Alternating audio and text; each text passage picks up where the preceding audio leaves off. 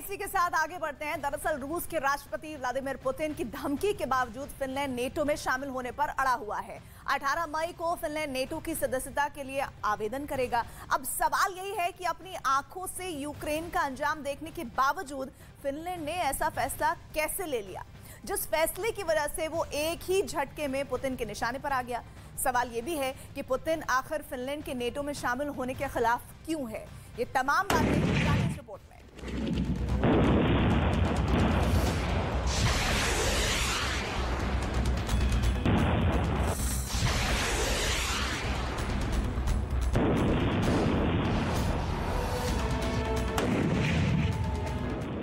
रूस के ताबड़तोड़ हमलों से यूक्रेन की जो दुर्गति हो रही है, उसका गवाह फिनलैंड पहले दिन से रहा है।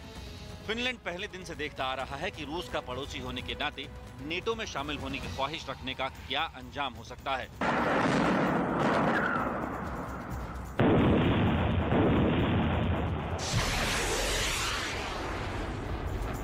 युद्ध वाले गर्मागर्म माहौल के बीच फिनलैंड चाहता तो नेटो में शामिल होने की अपनी इच्छाओं को कुछ दिन और दबा सकता था, लेकिन उसने ऐसा नहीं किया।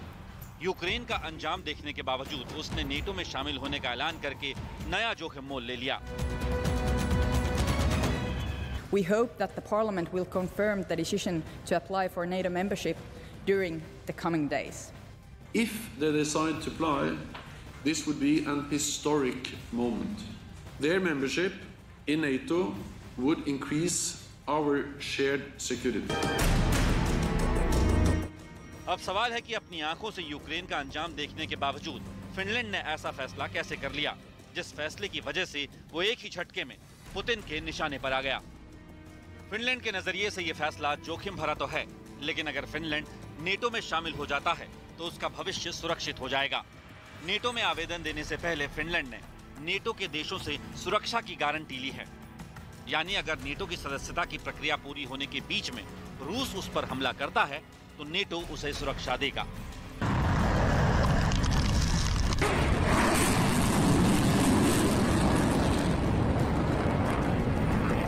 हालांकि रूस के रुख को देखते हुए लग नहीं रहा कि फिनलैंड को सुरक्षा की गुहार लगाने में ज्यादा वक्त लगेगा। रूस के एक टीवी चैनल के कार्यक्रम में फिनलैंड को लेकर क्या टिप्पणी की गई, वो देखिए। जब स्वीडन और फिनलैंड में नेटो का बेस उभरेगा तो रूस के पास उसे खत्म करने के लिए न्यूक्लियर हथियारों की तैनाती के अलावा कोई दूसरा विकल्प नहीं बचेगा।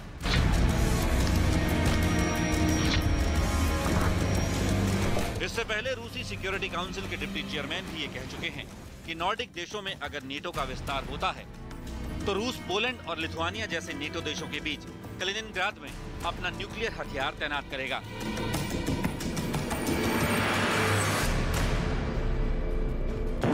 वैसे नेटो की सदस्यता को लेकर फिनलैंड की टाइमिंग बेहद अहम है।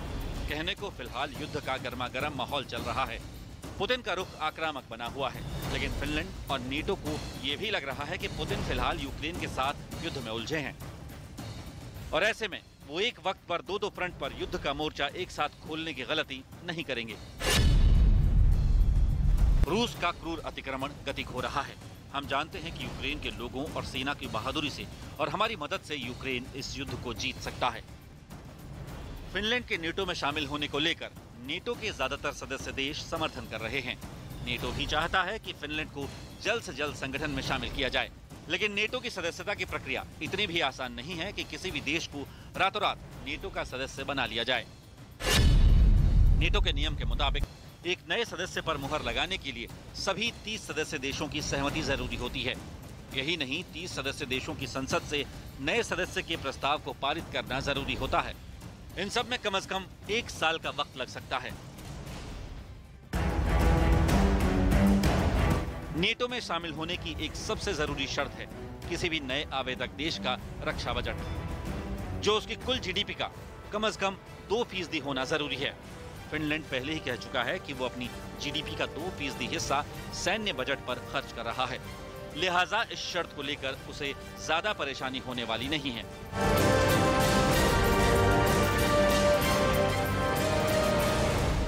कहा जाता है कि किसी भी देश के साथ अगर युद्ध होता है तो उसमें ताकत से ज्यादा तकनीक पर बहुत ज्यादा महत्वपूर्ण कदम कोई भी राज्य उठाता है तो वो जीत आगे बढ़कर ले सकता है, जो कि हमने देखा कि यूक्रेन किस तरह से डटा हुआ है। ऐसे में फिनलैंड आखिर कितना ताकतवर है अगर रूस से उसके साथ युद्ध होता है, ये समझते हैं रवि से। रवि, फिनलैंड आखिरकार रूस जैसी बड़ी ताकत के आगे कैसे डटा हुआ है, ये बड़ा सवाल है।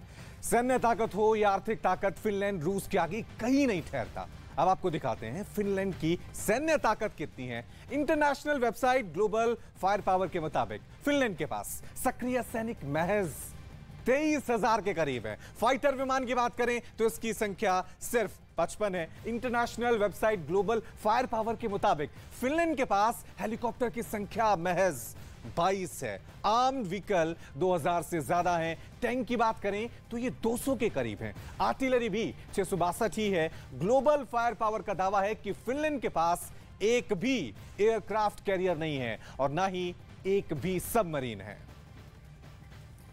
और रूसी हमले में पूरा यूक्रेन तबाह हो चुका है। होस्तुमल का हाल भी कुछ अलग नहीं है। होस्तुमल की एक कार की